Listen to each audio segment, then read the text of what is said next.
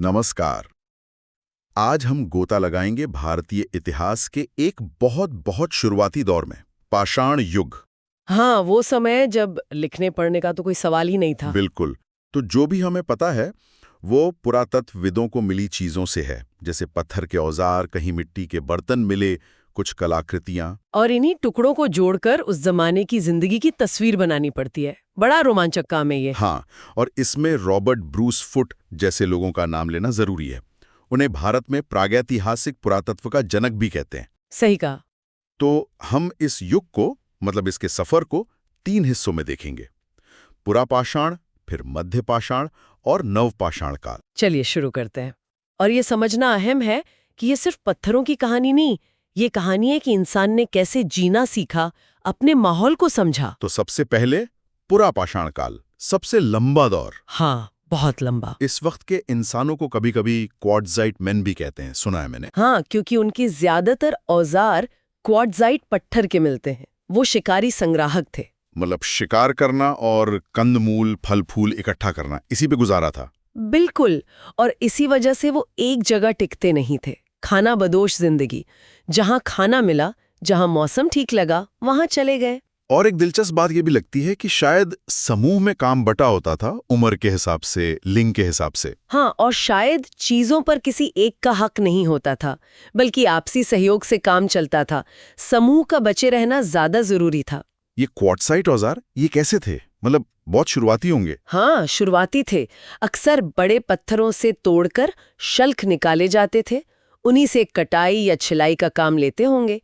ये उनकी तकनीक थी। पोटवार पठार है, यमुना के पास बदरपुर की पहाड़ियां, राजस्थान में लूनी घाटी, कई जगह हैं। और कला उस वक्त भी कुछ था। हाँ, कला के शुरुआती निशान मिलते हैं। चट्टानों पर कुछ उकेरी हुई आकृतियां, जिसे शिलोत्कीर्णन कहते हैं। और आंध्र प्रदेश में एक जगह है मुचट्ला चिंतामनुगावी गुफा। वहां तो जानवरों की हड्डियों से बने औजार भी मिले हैं, बाद के पुरापाषाण काल के। हड्डियों के औजार। अच्छा। फिर आया मध्य पाषाण युग, ये बीच का समय था। हाँ, पुरापाषाण और नवपाषाण के बीच का संक्रमण काल, बदलाव का दौर। और इसकी खासियत, छोटे औजार। बिल्कुल, माइक्रोलिट्स यानी लघु पाषाण। बहुत छोटे, सोचिए 1 से 5 सेंटीमीटर के बस। इतने छोटे? हाँ, इनसे क्या करते होंगे? शायद इन्हें लकड़ी या हड्डी में लगाकर ज्यादा कारगर औजार बनाते होंगे, जैसे तीर की नोक या चाकू।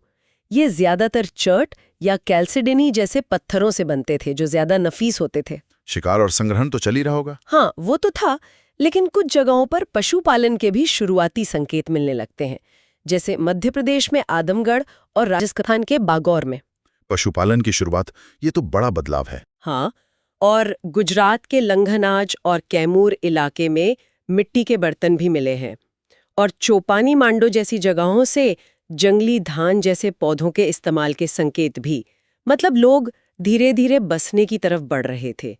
और इस दौर की कला का जिक्र भीमबेटका के बना अधूरा है ना? बिल्कुल, भीमबेटका की गुफाएं तो कमाल है। वहां के चित्रों में ज्यादातर जानवर दिखते हैं, हिरण, बैल, गैंडे। पर दिलचस्प बात यह है कि सांप या मिट्टी के बर्तनों के चित्र लगभग नहीं है। अच्छा, सांप या बर्तन क्यों नहीं?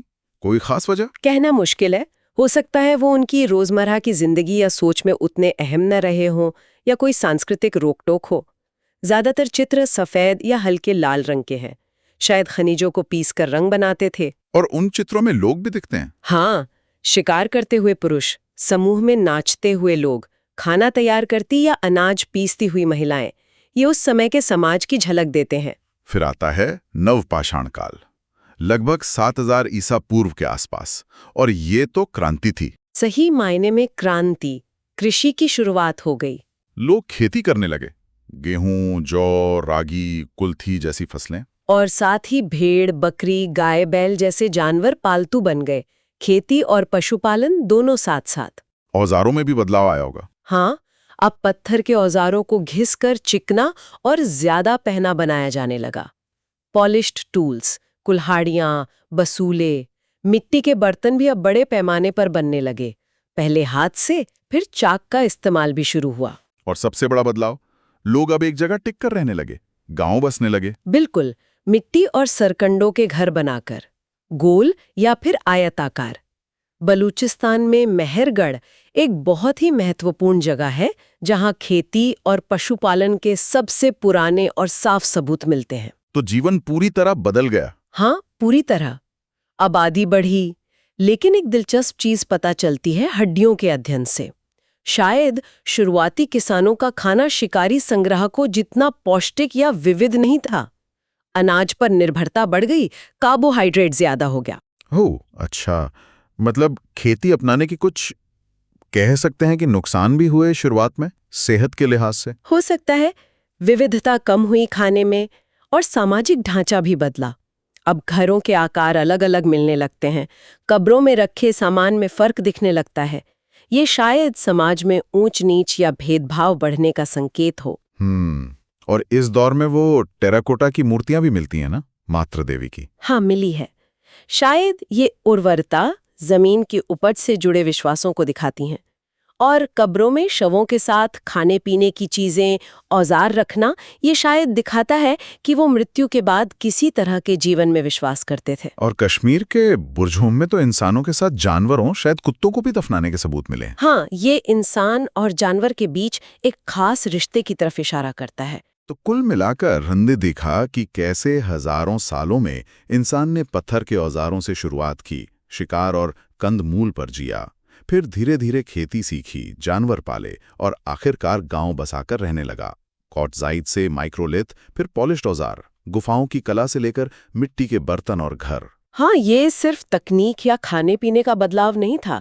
इसने इंसान के समाज को, उसकी सोच को, उसके विश्वासों को, शायद उसकी सेहत को भी, हर चीज को गहराई से बदल दिया। वाकई कमाल का सफर है ये। और यहाँ एक सवाल सोचने लायक है। खेती और बसने से सभ्यता तो आगे बढ़ी, आबादी बढ़ी, इसमें कोई शक नहीं, पर क्या इसने अनजाने में सेहत और सामाजिक बराबरी जैसी चीजों के लिए नई चुनौतियां भी खड़ी कर दी? ये गहरा सवाल है। बिल्कुल। ये वो सवाल है जो हमें इतिहास की इन परतों को खंगालने पर सोचने को मजबूर कर